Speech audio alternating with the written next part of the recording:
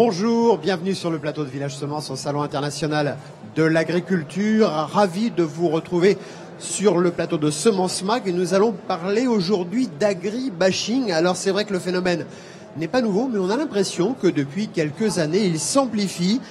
Les producteurs, agriculteurs, éleveurs, cultivateurs sont souvent montrés du doigt, leur production, leur mode de production remise en cause. Alors d'où vient cet agri-bashing et comment s'en protéger? C'est ce que nous allons voir avec nos invités. Gilles Rivière-Wechstein, bonjour.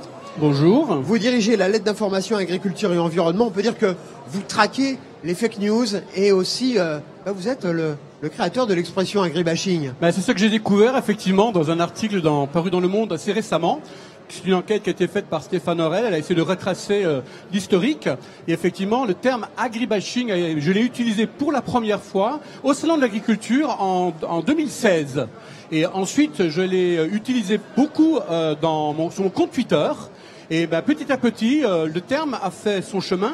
Alors moi, je l'ai utilisé d'une certaine manière. On reviendra peut-être plus tard dessus. Bien sûr. Depuis, il est utilisé de beaucoup de manières. Mais enfin, même le président parle d'agribashing. Donc je pense que je suis assez fier que ce terme, ce concept, qui veut vraiment dire quelque chose, aujourd'hui, soit reconnu, y compris par l'Élysée. On va y revenir dans un instant. Franck Prunus, bonjour.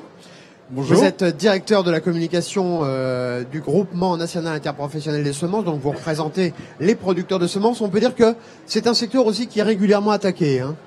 Ça, je vous l'assure, je confirme. Mais je tiens à préciser quand même que cette interprofession des semences, c'est pas que les producteurs. Et on en parlera parce que c'est très important sur cet aspect d'agribashing. Ça représente tous les acteurs d'une filière, dont les consommateurs, par exemple. Et on y reviendra parce que ce sont des acteurs de ce sujet.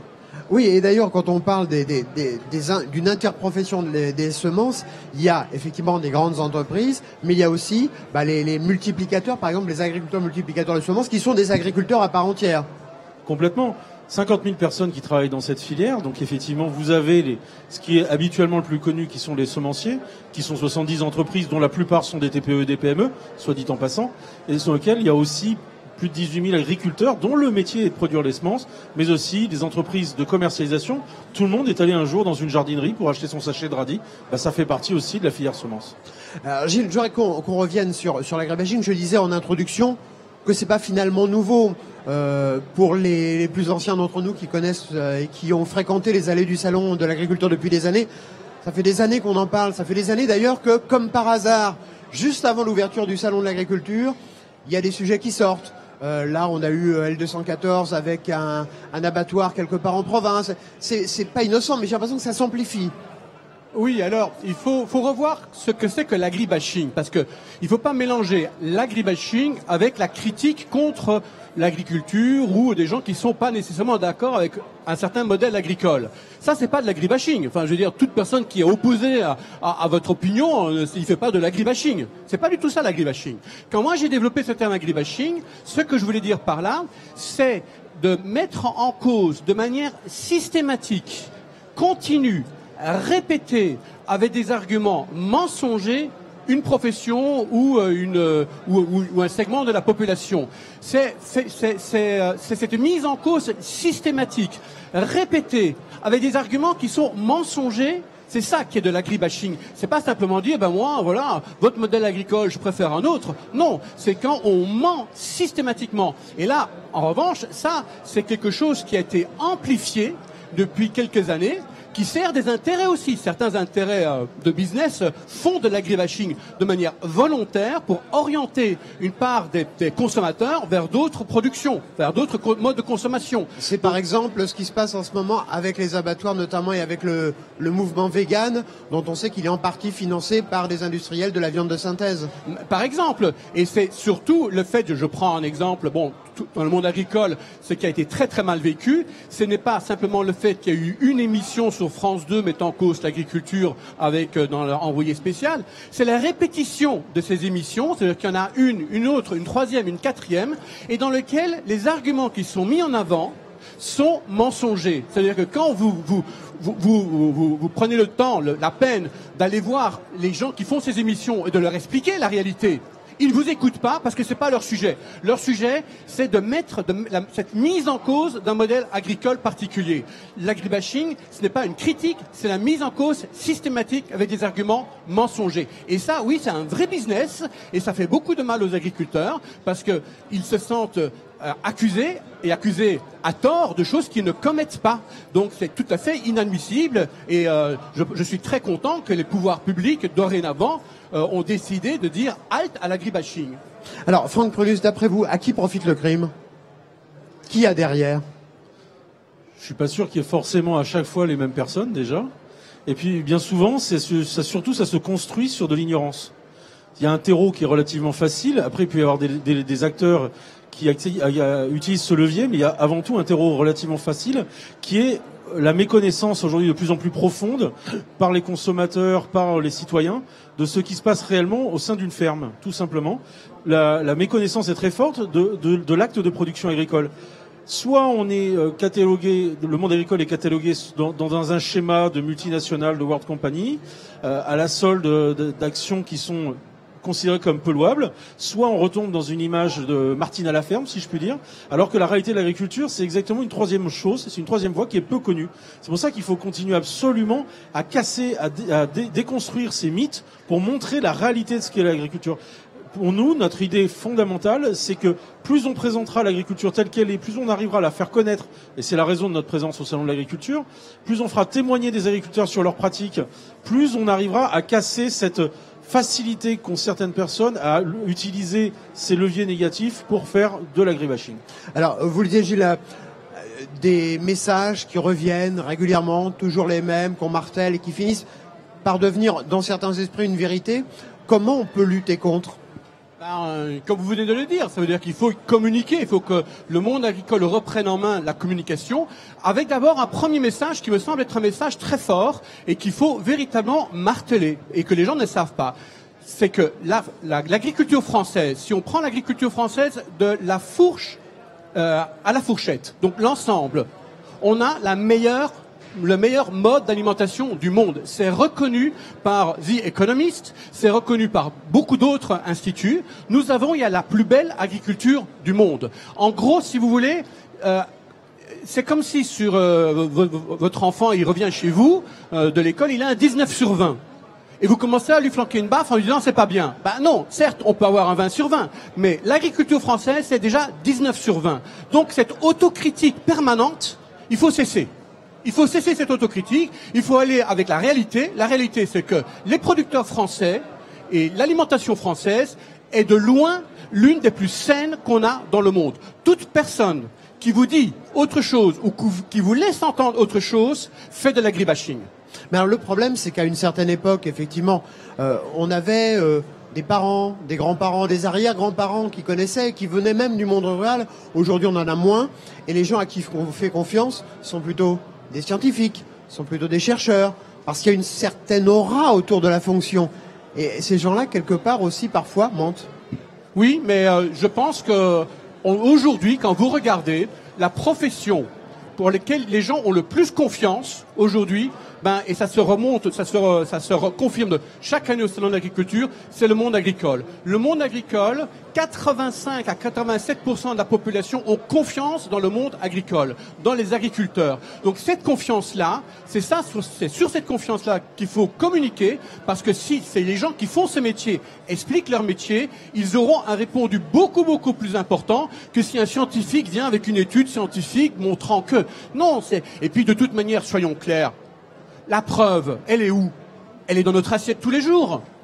Regardez Agri demain. Allez au stand d'Agri demain où ils vous font de la gastronomie française. Mais voilà, est-ce qu'on est en train de nous empoisonner? Non, on est en train de nous faire plaisir. Donc l'agribashing, c'est la mise en cause de effectivement la gastronomie française et tout ce qui va avec la gastronomie française. Tout à l'heure, Franck Angers, comment on peut faire pour répondre? Il y a aussi une question de moyens. On s'aperçoit que certaines ONG disposent de moyens colossaux pour faire de la communication et pour faire cet agribashing. Comment on peut répondre à ça? Alors, il y a une première chose, on a deux forces. Vous allez me dire venir au Salon de l'Agriculture et faire ce qu'on fait pendant une semaine. On est là pour ça. C'est de la vraie information ici sur le plateau de Village Semence. Mais derrière ça, il y a quand même une force extraordinaire. Il y a 400 000 agriculteurs en France. Ces 400 000 personnes qui sont en capacité de prendre la parole, de faire un relais d'opinion, et certains le font très bien. Voilà. Monsieur Weckstein parlait tout à l'heure d'Agri-Demain. On a aujourd'hui des agriculteurs qui se forment, qui se mobilisent pour prendre la parole sur les réseaux sociaux en ouvrant leurs fermes. Jamais l'agriculture n'a eu autant de volonté de transparence, de vouloir montrer aux consommateurs et aux citoyens ce qui se passait au sein d'une ferme. Et il serait quand même intéressant que toute personne qui veut avoir un avis, et aujourd'hui tout le monde s'autorise à avoir un avis sur tous les sujets, donc c'est légitime d'avoir un avis sur l'agriculture, qui commence par aller dans une ferme, aller voir comment ça se passe. Et les acteurs premiers que sont les agriculteurs sont demandeurs d'accueillir les citoyens et les consommateurs pour voir réellement comment sont produits les aliments qui finissent dans leur assiette. Mais est-ce que vous avez des relais, par exemple, est-ce que dans les médias, ce genre de message, ça passe?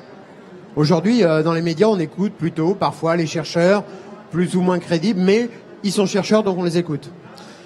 Alors, il y a effectivement, on va dire, un risque d'avoir un certain nombre de personnes qui sont écoutées, qui honnêtement n'ont pas de légitimité particulière à prendre la parole sur le sujet.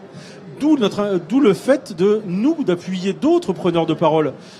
Casser un peu cette habitude que les médias ont d'entendre les 10 mêmes personnes pour raconter toute l'histoire sur l'agriculture et l'alimentation. Il y a plein de gens qui peuvent témoigner, à commencer par, ce que je disais, tous les acteurs du quotidien. Je vous ai parlé des agriculteurs, il y en a d'autres. Si je ramène à notre problématique de l'univers des semences, il y a tous les acteurs qui aujourd'hui sont dans les parcelles pour créer des variétés qui répondront aux objectifs agroalimentaires et environnementaux de demain. Ces gens-là ont une vision, ces gens-là apportent un projet pour l'assiette du consommateur. Écoutons-les, rencontrons-les, et n'écoutons pas forcément uniquement des gens qui n'ont relativement que peu de pieds dans le monde agricole. Gilles, je crois qu'il faut... On parle beaucoup maintenant des cellules de fact-checking dans les rédactions. Il n'y a plus que jamais besoin d'une cellule de fact-checking dans l'agriculture.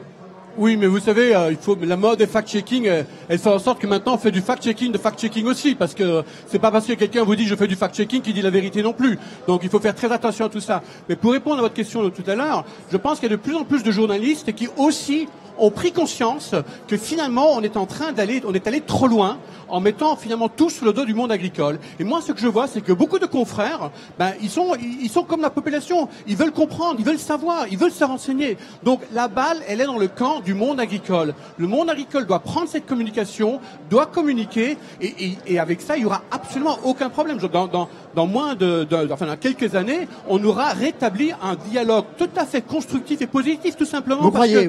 Mais bien sûr, parce que la France a l'une des meilleures agricultures du monde, et nous le savons tous, puisque nous adorons tous la gastronomie française. Donc, soyons tous les ambassadeurs de cette gastronomie, de cette nourriture, et effectivement, il faut ouvrir les fermes, on peut le faire de manière différente. Sur les réseaux sociaux, c'est en train de prendre beaucoup d'ampleur, et moi, je trouve que les choses changent. Et moi, j'habite personnellement dans le 20e arrondissement. Je suis entouré de gens qui connaissent rien à l'agriculture. Ils sont tous demandeurs, et quand on leur explique, ils sont tous contents. Et même, ils se disent rassurés quand on leur explique ce qui se passe réellement. Donc, oui, vous aurez toujours des critiques. Vous aurez toujours des gens qui voudront faire de l'agribashing, mais ces gens-là, on peut commencer petit à petit à tenir un discours de vérité et à les neutraliser. Franck, pendant le salon de l'agriculture, je suppose qu'il y a beaucoup de contacts, alors avec des professionnels, mais aussi avec le grand public, ceux qui sont juste derrière les caméras du plateau de Village Semences. On peut dialoguer pendant le salon de l'agriculture. Non seulement on peut, on doit, évidemment, mais en plus ça se fait très naturellement. Il n'y a aucun frein à ça, et les visiteurs du salon sont très friands d'informations. Nous avons un stand grand public sur lequel nous proposons au public de venir témoigner à la fin de ce qu'ils ont retenu de ce stand. C'est incroyable, la richesse des informations qui en sortent. Les gens nous disent merci, on découvre. Donc à partir du moment où on arrive à faire franchir le pas du premier contact, ça se fera tout naturellement, ça ne posera pas de problème. La difficulté, comme vous l'avez dit, c'est qu'il y a 700 000 personnes qui viennent au salon de l'agriculture, on est 65 millions, il va en falloir des salons de l'agriculture. Absolument, et puis c'est un petit peu comme ce qui était arrivé avec un célèbre sélectionneur de l'équipe de France de football. Il y a 60 millions de sélectionneurs, et donc 60 millions ou 65 millions de personnes qui ont des avis très tranchés, Gilles, sur la question agricole. Oui, mais bon, ça c'est un petit peu normal. C'est pas très grave ça, parce que les avis sont pas si tranchés que ça. Les gens pensent connaître, et puis quand on leur explique correctement, ils sont prêts à changer d'avis parce qu'ils veulent avoir une véritable information. Donc hormis la minorité absolue qui fait la guerre au modèle agricole français, parce qu'il y a une minorité qui fait la guerre au modèle agricole français. Il faut bien voir. Pour quelles raisons? Oui, on sait ça. Pour des raisons économiques, pour des raisons politiques aussi. Ils veulent un autre système agricole. Hormis cette minorité-là, la majorité de la population gouvernement. Elle demande simplement à savoir, à comprendre, et en ouvrant les fermes, en expliquant ce qu'il y a à faire, eh ben, les choses vont se faire tout naturellement. Mais effectivement, ça prend du temps et ça demande un investissement sérieux. Donc voilà, on est de plus en plus à le faire et je pense que les choses vont s'inverser. Il faut aussi que les hommes politiques prennent leurs responsabilités dans ce combat. Il faut aussi que les hommes politiques arrêtent de mettre en cause l'agriculture sur un certain nombre de sujets. Or, les hommes politiques le font quand même un tout petit peu trop, à mon goût, encore maintenant. Eh bien écoutez, ce sera le mot de la fin. Et puis si vous avez envie de voir en vrai l'agriculture française, en dehors des champs bien entendu et des fermes, n'hésitez pas à venir nous retrouver ici au Salon international de l'agriculture à la porte de Versailles et à suivre bien évidemment tous les épisodes et les numéros de Semence Mag, mais aussi de plein d'autres émissions sur YouTube. Et n'hésitez pas aussi, un petit pouce si vous aimez ce qu'on vous a raconté, si vous êtes convaincu par ce qu'on vous a dit. À très bientôt. Au revoir.